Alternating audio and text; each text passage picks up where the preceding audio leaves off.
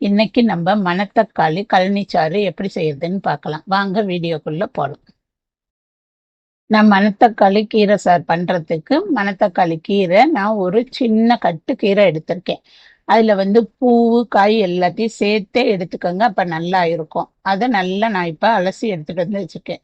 அதை அருகாமனையில இதுல எல்லாம் கட் பண்ண வேண்டாம், நீங்க இந்த மாதிரி கையிலேயே கிள்ளி போட்டுக்கோங்க, அப்பதான் கசப்பு இருக்காது. இந்த மாதிரி கிள்ளி போடும்போது இப்படி எல்லாத்தையும் நல்லா ஒரு 2 3 அப்படி கிள்ளி எல்லாத்தையும் போட்டுக்கோங்க. இந்த மாதிரி எல்லா கீரையும் கிள்ளி எடுத்து வச்சுக்கோங்க. இப்ப கடாயில 1 ஸ்பூன் எண்ணெய் ஊற்றி 1/2 ஸ்பூன் வெந்தயம் சேர்த்துக்கோங்க. அதுக்கு 1/2 ஸ்பூன் ஜீரகம் சேர்த்துக்கோங்க. ஒரு 10 15 மிளகு சேர்த்துக்கோங்க காரத்துக்கு.